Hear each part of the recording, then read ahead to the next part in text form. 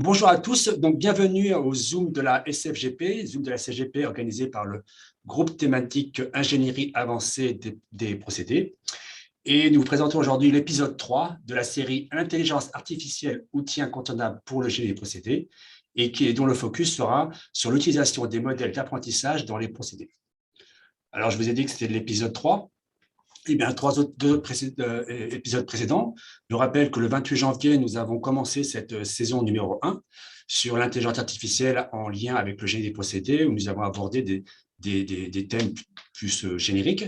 Le 6 juillet 2021, l'épisode 2, avec un focus plus précis sur les méthodes d'apprentissage. Et aujourd'hui, 16 septembre 2021, épisode 3, sur l'utilisation de ces modèles dans les procédés.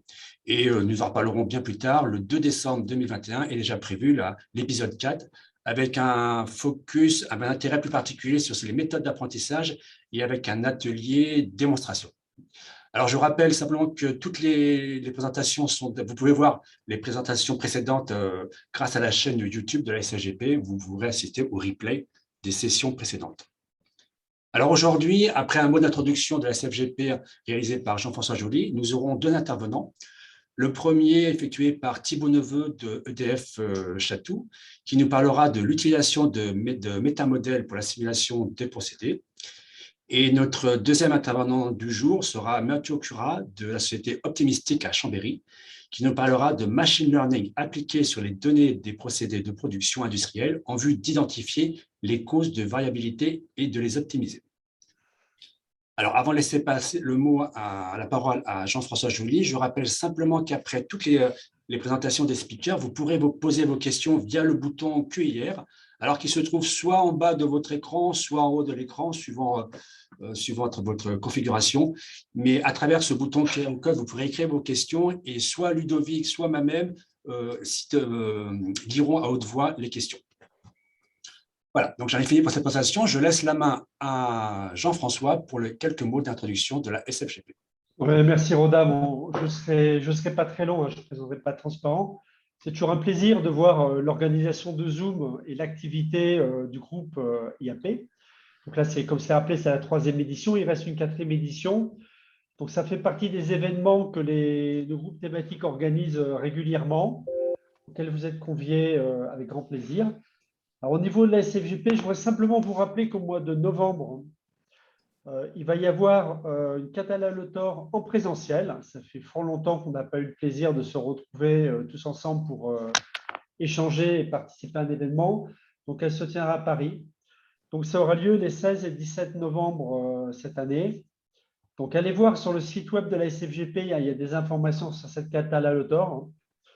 Et l'autre grand événement que nous sommes en train de construire avec les collègues de l'Université de Toulouse et de Montpellier, c'est le grand congrès biannuel de la SFGP qui se tiendra à Toulouse en 2022. Donc, ce sera aussi au mois de novembre, du 7 au 10 novembre. Vous trouverez toutes les infos sur le site web de la SFGP. Donc, bienvenue à tout le monde et merci au groupe IAP pour organiser cette 3e édition. Donc, je rends la parole à Roda ou à Ludovic, comme vous voulez. Et passez un bon Zoom. Bonjour à tous, merci Thibaut. Alors, je vais partager mon écran. Alors, je vais vous parler de choses qui rejoignent pas mal ce qu'a présenté Thibaut et qui vont venir le compléter puisque je vais vous parler de comment on peut utiliser le machine learning pour répondre à des questions d'identification de variabilité sur des process industriels en vue de les optimiser. Là, l'objectif va être un peu différent parce qu'on ne va pas chercher à avoir un modèle parfait de notre process. Ce qu'on va chercher, c'est à gagner en information sur le procédé pour pouvoir être en mesure de mieux comprendre en fait son comportement à partir de données de fonctionnement réel. Et à contrario, on ne va pas se mettre dans un mode nécessairement de plan d'expérience. Alors, pour ma part, moi, je suis un des fondateurs de la société Optimistic, une société qui a maintenant un peu plus de 6 ans. Je suis plutôt ingénieur généraliste et j'ai passé une bonne partie de ma carrière dans l'industrie de process, en particulier dans les bioprocédés de fermentation industrielle, ce qui m'a amené, avec 12 autres associés, à démarrer Optimistic pour avec comme ambition, on va dire, qui peut paraître simple, de simplifier l'utilisation de la donnée dans les usines. C'est, je dirais, une ambition qui est un peu particulière par rapport à ce qui a été présenté avant. C'est-à-dire que l'idée, là, n'est pas nécessairement d'être en hyper expertise, je dirais, data science ou génie des procédés. C'est plutôt de construire des outils qui permettent à des équipes opérationnelles de mieux comprendre et mieux piloter leurs process. Parce qu'en fait, aujourd'hui, dans l'industrie de process, cette capacité à démultiplier les actions grâce à l'information qui est gagnée par les données qui sont collectées sur le terrain, c'est un véritable enjeu pour assurer la compétitivité à long terme. Et ça vient d'ailleurs être très complémentaire de la démarche qui a été présentée précédemment, et j'y reviendrai un peu plus tard. Alors, nous ce qu'on voit dans l'usage de la donnée, c'est qu'il y a 3 obstacles qui reviennent assez régulièrement dans l'industrie de process pour pouvoir effectivement mettre, on va dire, donner de la valeur aux données qui sont produites lors du procédé de production. Je parle bien du procédé de production de l'unité industrielle. Il y a déjà un premier problème qui est autour de la collecte de la donnée, c'est comment on va faire pour aller chercher de la donnée qui est issue de multisources, qui est hétérogène. Typiquement, on va avoir des données qui viennent de systèmes de supervision, on va avoir des données qui viennent du laboratoire contrôle qualité, des données qui viennent des systèmes d'information divers et variés. Et c'est au final l'accumulation de ces différentes données qui va permettre de construire de l'information pertinente pour le métier. Ce qui amène un deuxième sujet, c'est comment on contextualise cette donnée, c'est-à-dire comment on va lui donner un sens. Alors, si on fait la transposition dans l'univers de la data science qu'on a pu voir, c'est comment je construis des jeux de données au final. C'est-à-dire comment je construis des jeux de données à la maille qui est pertinente. C'est-à-dire à une maille, par exemple, si on fait des productions par lot, comment je peux agréger mes données au niveau des lots. Et on verra un peu plus en détail ce point-là également, puisqu'en fait, si on revient au sujet de l'analyse de données, une grosse partie du temps qui est passé, c'est sur la constitution de ces jeux de données pour être en mesure de les traiter ensuite avec des outils d'analyse ou des approches algorithmiques. Et enfin, les applications métiers. Alors là, il y en a un certain nombre qui correspondent aux usages qu'on peut retrouver sur une usine, mais on va se focaliser dans cette présentation sur un usage qui est la meilleure compréhension d'un process et en particulier de la variabilité de ce process. Alors, le but là, c'est pas de vous faire de la pub pour nos produits, hein, on va être très clair. Par contre, j'ai une petite vidéo de 4 minutes qui présente ce qu'on fait chez nos clients et ça vous donnera un peu le contexte dans lequel se situe ce que je vais vous présenter par la suite.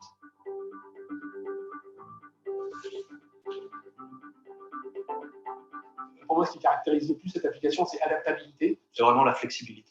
Je dirais qu'elle est complète. Pragmatique. Adisseo est une société du groupe chinois ChemChina Boostar qui propose des solutions et des services dans le domaine de la nutrition animale. Pour rester un acteur majeur dans notre secteur d'activité, nos sites de production sont à la recherche en permanence d'amélioration de leur compétitivité et de la baisse des prix de revient. Les enjeux de performance n'ont jamais été aussi prégnants et de nouveaux champs d'optimisation s'ouvrent avec les progrès technologiques. Nous avons constaté le besoin d'exporter les données des systèmes de conduite traditionnels vers les autres services de site. Le projet Display a débuté en janvier 2019 avec la décision de l'implémenter sur le site de Roche-Roussillon. Ensuite, les autres sites industriels européens ont intégré le projet, en premier avec le site de Burgos, puis Commentry en fin d'année 2019. En 2020, nous poursuivons le déploiement avec en particulier le site de Nanjing et dans les mois à venir, le site de Bayonne et le Synavio. L'objectif de l'outil, c'est de permettre de trouver de nouvelles sources de gains de compétitivité, de régler en permanence l'installation à son optimum de fabrication et puis d'aller chercher, découvrir des nouvelles zones dans lesquelles on aurait des meilleures performances. Adisseo a souhaité tester OI Analytics sur l'un de ses sites de production sous forme d'une preuve de concept. Ce premier essai concluant nous a vraiment permis de montrer la pertinence de l'outil vis-à-vis de nos besoins et nous a encouragés à poursuivre le déploiement sur les autres sites d'Adisseo.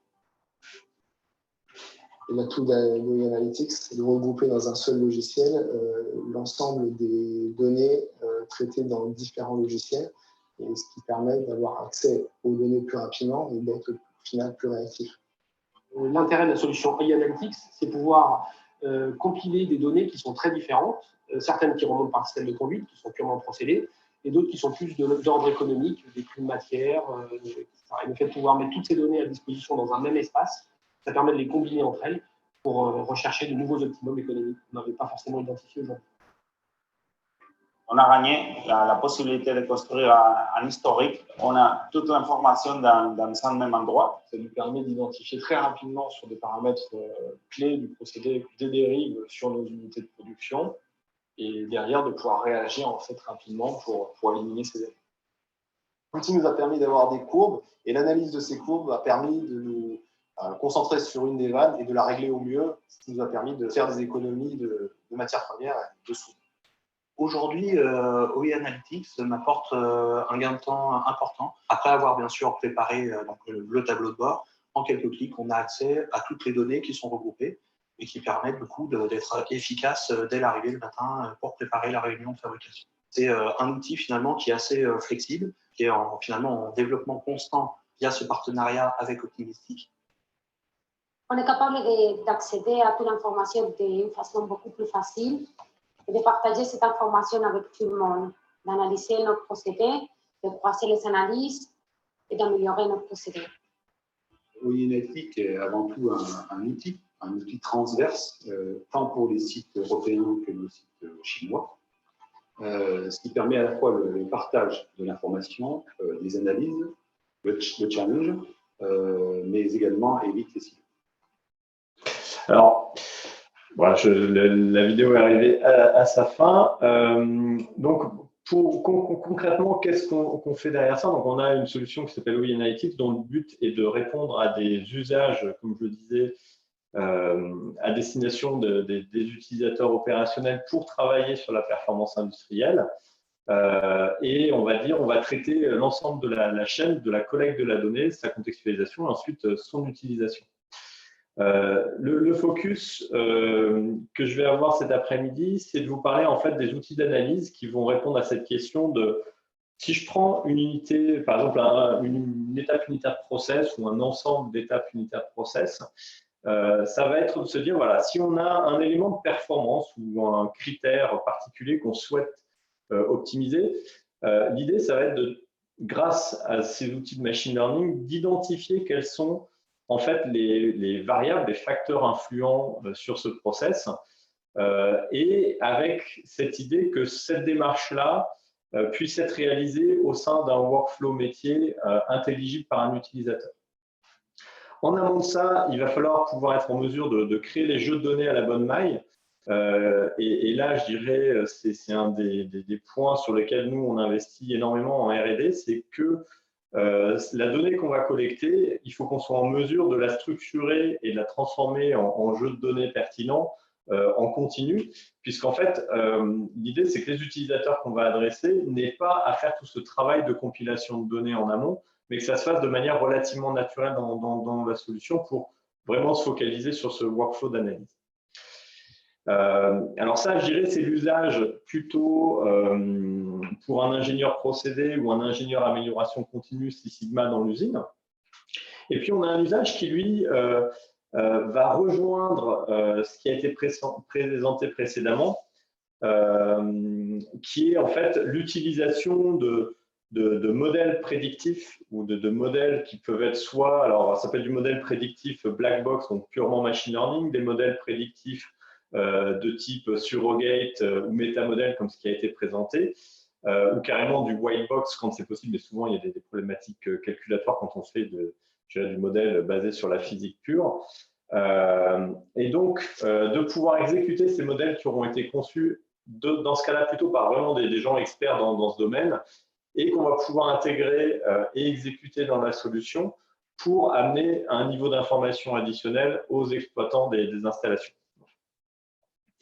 Alors, je vais faire un petit tour sur la contextualisation parce que c'est, je dirais, on aime bien on va dire que, par exemple, si on regarde le travail qui est fait par un data analyst qui va travailler sur des jeux de données, on va dire qu'il y a à peu près 60 à 70% de son temps qui est déjà consacré au fait de récupérer la donnée et la structurer à la bonne maille.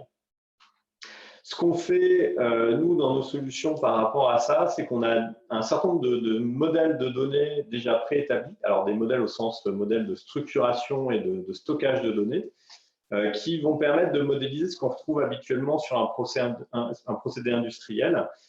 Typiquement, tout ce qui va être série temporelle, ce sont par exemple les données qu'on récupère d'un capteur toutes les secondes, toutes les 10 secondes par exemple. Des données qui sont plutôt attachées à des objets un peu unitaires comme des cycles, des campagnes de production, des lots de fabrication, et des données événementielles. Par exemple, on a fait une intervention de maintenance tel jour sur tel équipement, où il y a eu telle alerte sur les systèmes de supervision. Et ensuite, on va avoir aussi des données qui vont, par leur nature, donner du contexte et du sens métier à ces données qu'on vient d'évoquer. Par exemple, tout ce qui va être la traçabilité et la généalogie. Alors, la traçabilité, c'est quoi? C'est de dire, ben voilà, si j'ai un process batch, j'ai une opération qui a commencé à telle heure sur tel équipement, elle s'est terminée à telle heure. Potentiellement, il y a même un découpage en termes de phase, en disant, ben voilà, on a rempli la cuve de telle heure à telle heure, ensuite on a fait notre réaction, ensuite on a vidangé la cuve, il y a eu un nettoyage, etc.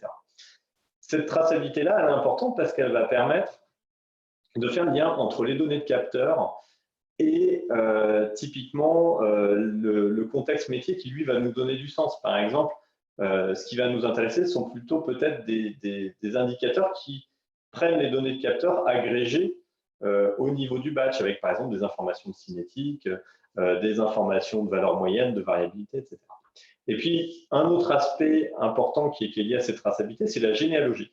Quand on est sur un process où on va avoir plusieurs étapes unitaires qui s'enchaînent, on peut avoir une certaine complexité pour faire le lien entre les étapes aval, et typiquement le produit fini, et les étapes amont. Typiquement parce qu'il peut y avoir des ruptures de charge, parce que, par exemple, pour faire un batch en aval, il va nous falloir 2 lots en amont et on va les combiner. Donc, il va y avoir un certain nombre d'informations qu'il va falloir qu'on soit en mesure de cascader. Et ça, c'est des choses qu'on traite et qui nous permettent, dans pas mal de cas, d'aller, on va dire, de résoudre des problèmes qui n'étaient pas résolus auparavant, y compris par des gens très compétents en termes de data science, non pas qui n'avaient pas les outils de data science pour le faire, mais qu'ils avaient d'énormes difficultés à structurer la donnée à la bonne maille pour pouvoir faire les analyses et des modèles pertinents. Donc, voilà, on est très attaché à cette partie-là parce qu'elle est, je dirais, pour nous, c'est un accélérateur pour ces travaux. On va gérer, par exemple, typiquement, toutes les problématiques de synchronisation, de rééchantillonnage sur les séries temporelles, de calcul d'indicateurs qui ont plus de sens métier que des valeurs prises seules. Par exemple, on parlait des exemples de modèles et de réduction du nombre de variables.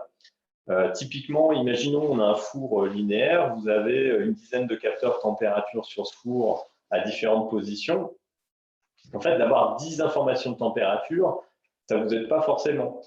Par contre, avec de la connaissance métier, on peut s'amuser à combiner ces températures pour avoir des informations pertinentes comme la température moyenne sur le four, des informations par exemple de gradient de température qui vont, elles, être plus synthétiques. Et cette synthèse, en fait, ça correspond un peu à ce qu'on appelle le features engineering en data science. Ça permet vraiment d'extraire de l'information pertinente qui, elle, va pouvoir alimenter les analyses par la suite. Et bien entendu, pour être en mesure de faire ça, il faut de la connaissance métier à amener à cette démarche pour dire, voilà, on va calculer ce type d'indicateur. Et puis, comme je le disais, on va pouvoir combiner ces infos de traçabilité avec ces données pour pouvoir faire des indicateurs synthétiques. Ensuite, alors, pour ceux que ça intéresse, un petit élément d'architecture. Donc, si vous voyez, le gros, ça reste toute la partie contextualisation. On va retrouver les notions de stockage et structuration de données, de traitement de données, la notion d'ingestion des données qui viennent des systèmes d'information, et puis tout ce qui est collecte de données manuelles, parce que malheureusement, il y a encore beaucoup d'usines où on a des données qui sont sur papier. Alors, pour faire le lien avec la présentation précédente, on offre aussi dans nos solutions un espace où on va pouvoir exécuter du code Python de manière à partir des données qui sont dans le système, générer des nouvelles informations par l'exécution de ces modèles. Ça puisse être des métamodèles, des modèles de machine learning, etc. pour venir enrichir la solution en termes de données. Et typiquement, ça peut servir pour comparer de la théorie à la réalité pour détecter des anomalies dans la conduite du process, faire des préconisations, mais également sur des sujets, par exemple, de maintenance, de faire de la maintenance prédictive en détectant des anomalies. Et donc, ce qu'on va regarder aujourd'hui, c'est dans les fonctionnalités métiers qu'on développe, c'est la partie analyse et optimisation. Et je vais vous présenter un petit peu le principe. Alors, si on regarde l'enjeu qu'on va chercher à traiter, ça va être de réduire en fait la variabilité de la performance d'un process en comprenant cette variabilité et en mettant sous contrôle les paramètres process qui génèrent cette variabilité. Alors, pour ça, déjà, si on prend notre procédé industriel, il faut avoir la bonne mesure de la performance. Alors, ça peut être soit mesuré directement par un capteur, une analyse en laboratoire, ou ça peut être aussi une mesure qui est la combinaison d'un certain nombre d'éléments. Par exemple, si c'est un rendement matière qui nous intéresse, on va devoir combiner des informations de bilan matière avec des débits, des concentrations pour être en mesure d'avoir l'information. Mais je dirais, on va partir de ce type d'information comme élément qu'on va chercher à optimiser. Ensuite, on va avoir des paramètres qui vont impacter ce procédé industriel. Alors, on a des paramètres de pilotage, c'est-à-dire ceux sur lesquels on a des leviers d'action et qui sont connus, mais on va aussi avoir tout un tas de paramètres subis qui, eux, sont mesurés ou ne sont pas.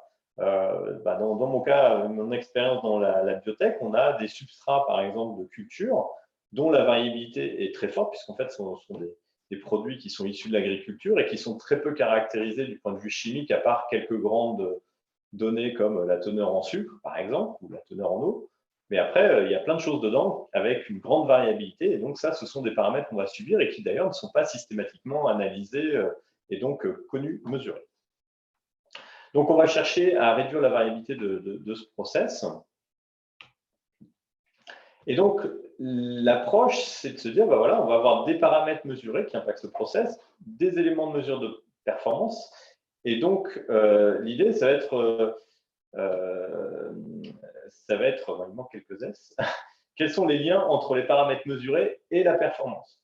Alors, on a des méthodes classiques d'ANOVA, de régression linéaire. On va pouvoir aussi améliorer ces méthodes avec des modèles comme ce qui a été présenté, qui sont basés sur les régressions linéaires généralisées, qui permettent d'intégrer des non-linéarités, etc.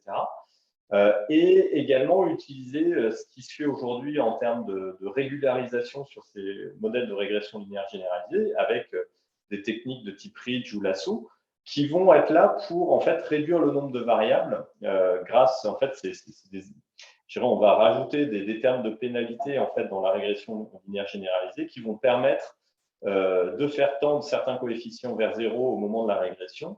Et ça va permettre de réduire la dimensionnalité de notre modèle avec l'idée, globalement, comme on réduit sa dimensionnalité, théoriquement, on va avoir moins de problèmes d'overfitting comme ça a pu être présenté précédemment.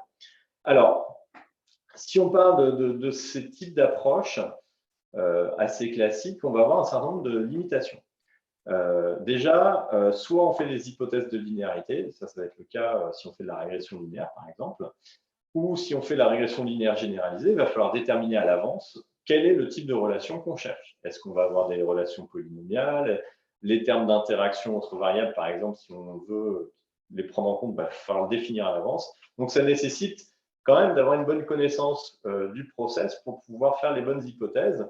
Et surtout, si on a beaucoup de paramètres, ça peut devenir très vite fastidieux, voire infaisable.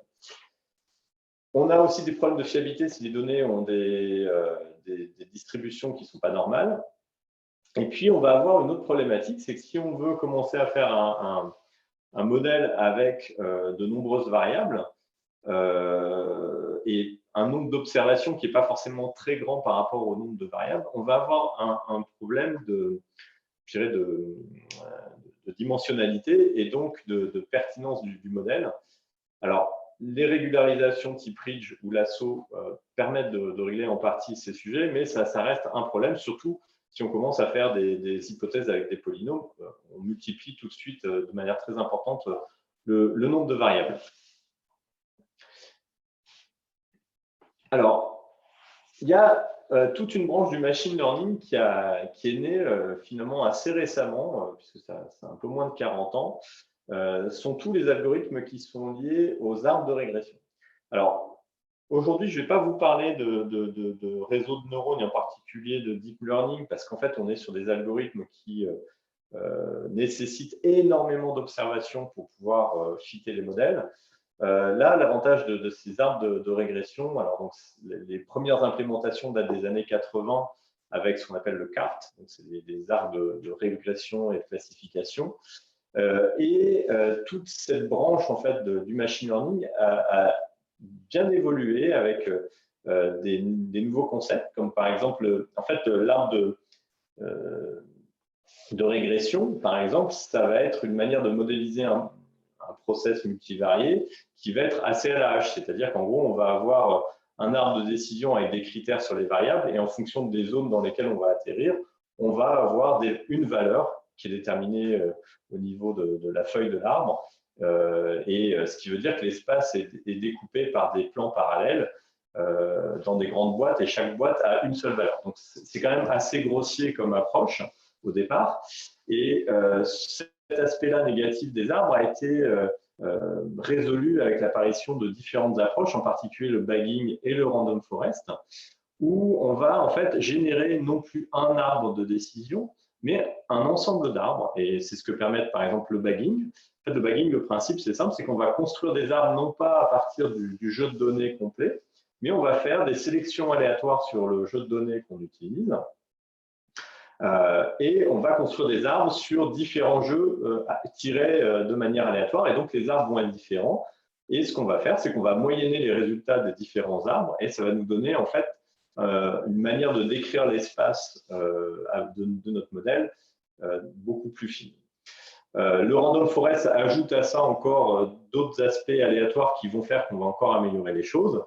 Et on a eu une amélioration relativement récente, donc qui date du milieu des années 2010, avec le XGBoost, qui combine tout un tas de particularités. Alors, il y a de la régularisation, il y a du gradient boosting, il y a des arbres aléatoires, etc.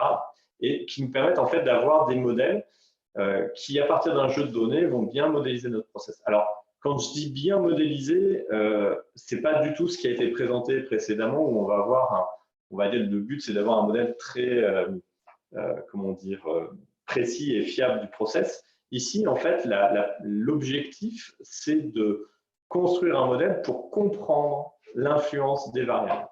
Et donc, typiquement, le modèle qu'on va obtenir, il va avoir de sens uniquement dans l'espace qui a été exploré par l'ensemble des observations qu'on a pu utiliser pour construire le modèle. Et donc, en particulier, quand on étudie des données historiques d'un process, ça va nous limiter en fait à l'espace de la variabilité qu'a connue l'installation industrielle, sachant qu'on a moins de possibilités de jouer en faisant des plans d'expérience dans ce genre de situation. Alors, à partir de là, qu'est-ce qu'on va faire? On va construire un modèle, mais pas pour le modèle en lui-même. Donc, ce qu'on va faire, c'est qu'on va utiliser une technologie de type XGBoost. On va modéliser le comportement de notre critère de performance en fonction des paramètres qu'on souhaite étudier. Ces modèles-là sont en mesure de nous donner des premiers estimateurs de l'influence. Alors, il y en a plusieurs. Il y a en fait la fréquence à laquelle apparaît une variable dans un arbre, en particulier dans les splits qu'on va avoir dans notre arbre. On peut aussi pondérer cette fréquence en fonction du nombre de points qu'on va avoir dans la branche en question de l'arbre. Et on peut aussi regarder ce qu'on appelle la réduction de l'erreur d'entraînement avec la réduction de mean square error, qui nous donne une idée aussi sur l'impact de la variable sur l'effet du modèle. Alors, ces estimateurs de l'influence, ils sont fortement biaisés pour plein de raisons. Et donc, on ne peut pas les utiliser en tant que tels. Alors, il s'avère que nous, dans l'histoire de la solution, on avait commencé par ce type d'approche. Et effectivement, il peut y avoir plein de biais qui sont liés, on va dire, au phénomène de tirage aléatoire. On peut favoriser certaines variables au détriment d'autres pour des mauvaises raisons. Et donc, on va dire, les chercheurs qui travaillent sur ce sujet ont ressorti des vieilles approches qui datent des années 60, qui sont basées sur la théorie des jeux, qui sont les approches de Shapley, où là, en fait, on va s'amuser à faire des permutations sur les données d'entrée, une fois que le modèle est fait, pour pouvoir construire des estimateurs fiables de ces influences. Et ça va même au-delà, puisqu'en fait, en faisant ça, on est capable d'identifier des influences aussi sur des combinaisons de paramètres, et ça permet d'aller relativement loin. L'avantage de ces approches, c'est que déjà, on a des modèles, donc le XGBoost, qui est flexible, qui est relativement fin pour caractériser un modèle, et qui se comporte très bien, même si on n'a pas de relation, même si on a des comportements non linéaires, y compris des comportements avec des effets combinés de variables. Et surtout, contrairement aux approches de modèles linéaires généralisés, on n'a pas à faire d'hypothèses sur le type de relation.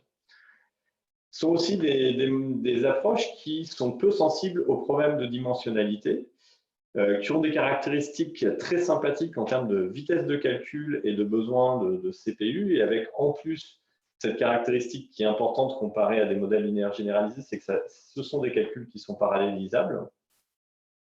Et ensuite, aujourd'hui, on commence à avoir pas mal de recul sur des aspects d'explicabilité avec la combinaison avec les approches de type Shapley. Donc, on a en fait quelque chose qui va plutôt bien se comporter pour répondre à la question qu'on se pose. Alors, évidemment, si l'objectif c'était de construire un modèle prédictif fiable, on oublie tout de suite. Je dirais ce qui a été présenté auparavant est beaucoup plus adapté.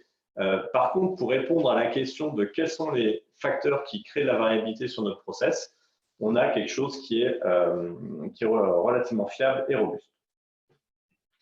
Alors, comment on l'a fait? Alors, je dirais, nous, notre métier, c'est au-delà de la partie data science, c'est de construire l'expérience utilisateur qui permette de réaliser cela pour l'utilisateur final. Et donc, on a un processus où on va découper un peu le workflow avec, en premier lieu, la préparation du jeu de données.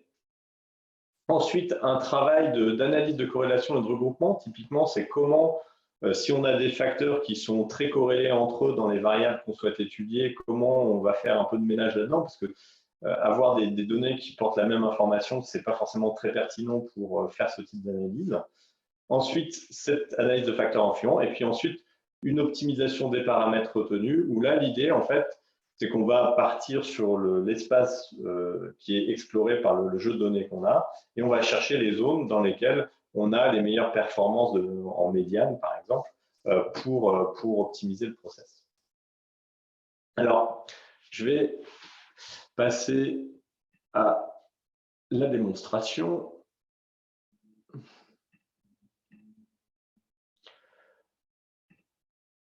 Alors, vous devez voir mon écran. Donc là, on est typiquement sur l'interface de l'outil d'analyse dont j'ai décrit en fait le fonctionnement et le comportement.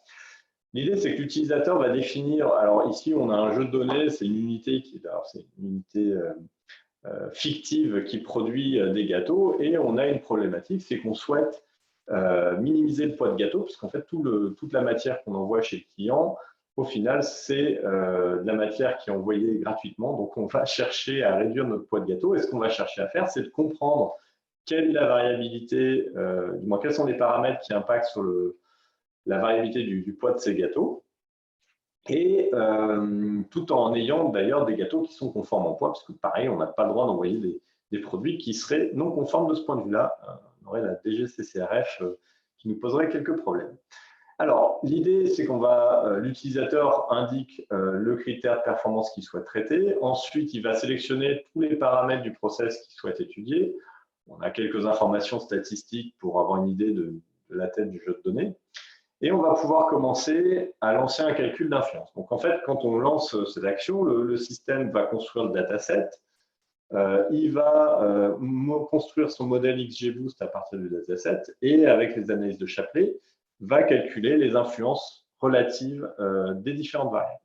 Donc là, on a plusieurs informations qui sont rendues par le modèle. La première, c'est la variance expliquée, c'est-à-dire quel est le pourcentage de variabilité du poids des gâteaux qui est expliqué par l'ensemble des paramètres qu'on a sélectionnés. Et ensuite, des niveaux d'influence relatifs de chacun des paramètres. Donc l'idée, c'est qu'ici, on donne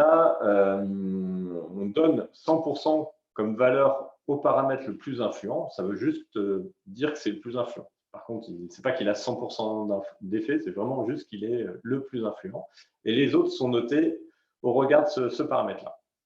Alors, on va pouvoir, pour la suite, en fait, l'idée, c'est si on veut faire derrière l'optimisation, si on fait de l'optimisation dans un nombre de dimensions qui est élevé, au final, on va faire face à un problème qui est à nouveau un problème de dimensionnalité, c'est-à-dire que les distances ne voulant pas dire grand-chose quand on a 10 ou 15 dimensions, il faut qu'on puisse réduire en fait, le nombre de variables avant de passer à l'étape d'optimisation. Et donc, l'idée, c'est de se focaliser sur les facteurs les plus influents.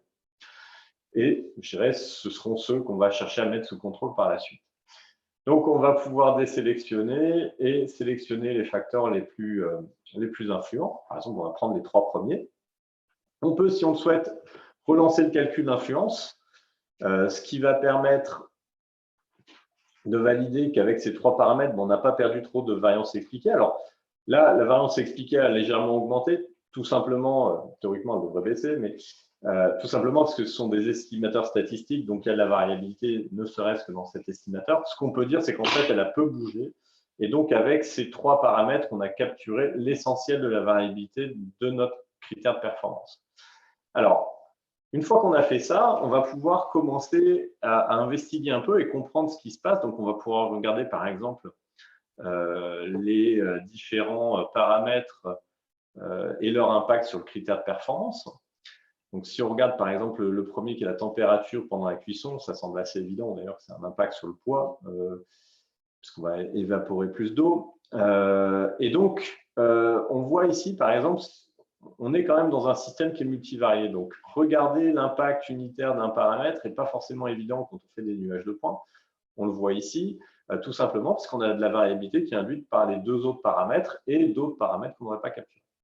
Et là, c'est un des autres avantages des types de modèles qu'on utilise, et en particulier de cette combinaison XGBoost et Shapley Value, c'est qu'on va pouvoir retraiter ces données pour regarder quel est l'impact de notre température de manière un peu indépendante des autres paramètres. Et en faisant ça, on va avoir une extraction des 2 autres influences qui sont modélisées ici, du moins qui font partie du modèle sous-jacent en fait, et qui nous permettent d'avoir une vision plus pertinente sur l'impact en termes de poids de manière relative de la température. Et ça permet pour un ingé process d'avoir quand même une meilleure information, c'est-à-dire par exemple, si je baisse de 2 degrés, si j'augmente de 2 degrés la température, on voit qu'on a un impact de 80 grammes sur le poids. On a également la possibilité de naviguer pour voir comment, on va dire, les 2 paramètres, par exemple, température et humidité, vont impacter sur le poids avec la couleur ici qui est indiquée, mais également en fait, le nombre de points qu'on va avoir dans chacune des zones.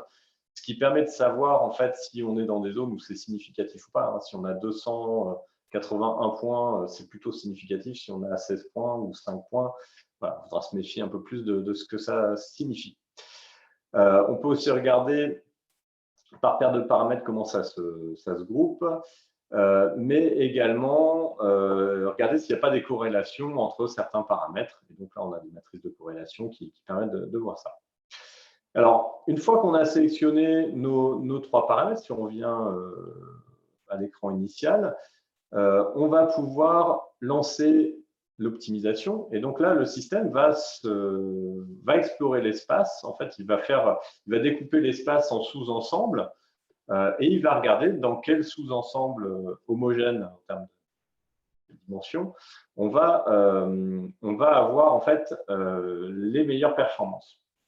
Donc là, si je reviens, on va avoir une proposition en fait de réglage qui correspond en fait à un cube, puisqu'on va avoir des contraintes sur 3 dimensions.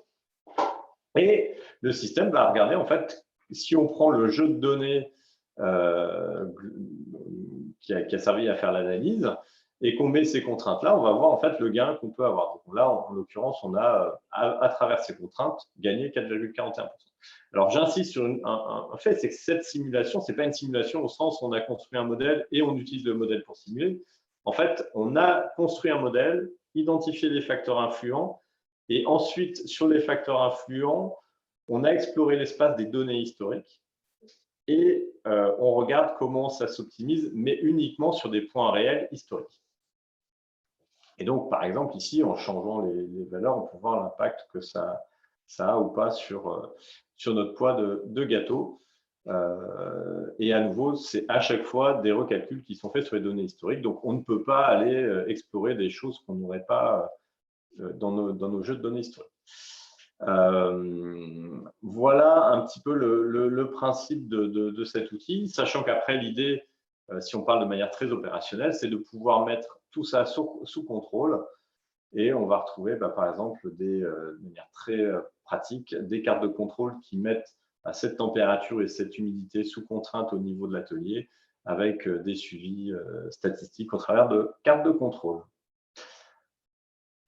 Voilà, en quelques mots, comment on a au final, on est parti d'une question métier qui est quelle est la variabilité et pourquoi cette variabilité d'un process, et comment on l'a, entre guillemets, transformé en un workflow logiciel qui s'appuie sur le machine learning pour répondre à cette question.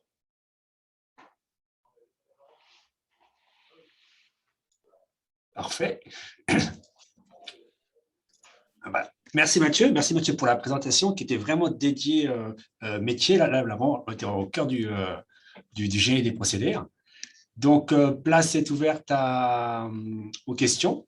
Donc, comme je rappelle, toujours l'onglet Q&R pour poser vos questions. Et avec Ludovic, on va répéter, on va lire à haute voix toutes vos questions.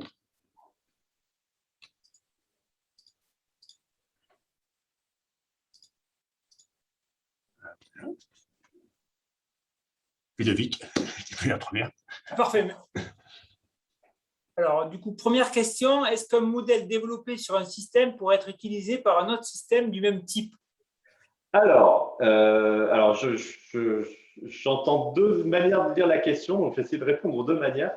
La première, c'est de se dire, est-ce qu'une étude qui a été faite sur un type de process, une étape unitaire de process donnée, est-ce que c'est transposable sur une étape unitaire de process du même type? Alors, oui et non. Entre guillemets, la connaissance qu'on a comment dire, d'une étape unitaire process. On a le cas d'un client qui a plusieurs sites qui ont les mêmes types de réacteurs. On retrouve à peu près les mêmes facteurs influents à chaque fois. Par contre, les conditions d'optimisation changent énormément parce qu'il y a des choses qui changent dans le réacteur en termes de structure, de catalyseur, etc. Par contre, la connaissance métier, elle reste la même. Donc, je dirais globalement, on retrouve quand même un peu les mêmes choses. Après, on peut lire la question sous l'angle des systèmes d'information. Un modèle qui aurait été développé par ce qui a été présenté précédemment sur des outils type Python et autres pour faire des modèles, des métamodèles. Typiquement, ça, alors, ce n'est pas sur la fonction que je vous ai montré, mais typiquement, un métamodèle qui aurait été construit avec la méthode qui était évoquée précédemment en Python peut être installé sur un outil comme le nôtre pour être exécuté et fournir l'information. Puisque Python est un langage, je dirais, assez universel maintenant et largement utilisé.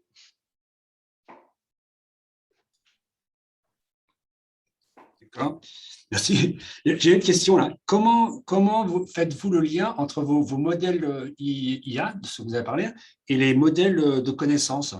Comment le système fait le lien entre les deux types d'approches?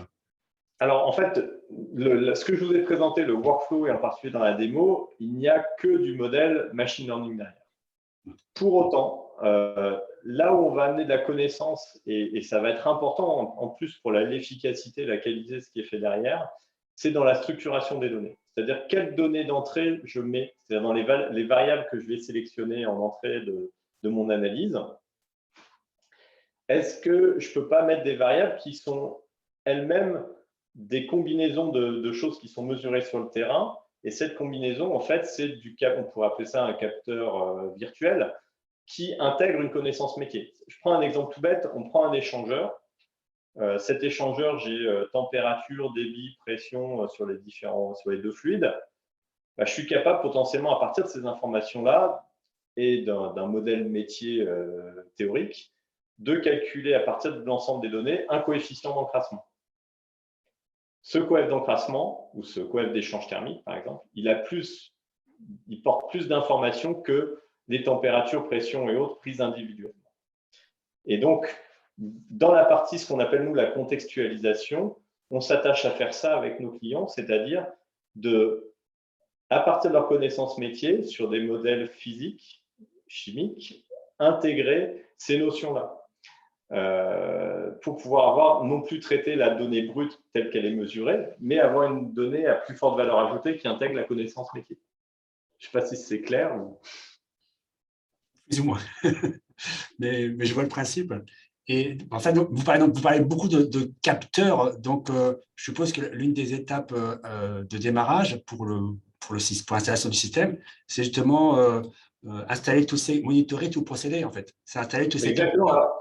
Clairement, nous, on vient, je n'ai peut-être pas été assez clair là-dessus, mais nous, on intervient essentiellement sur des installations existantes, pas mal dans la chimie, l'agroalimentaire et autres, qui sont déjà très instrumentées.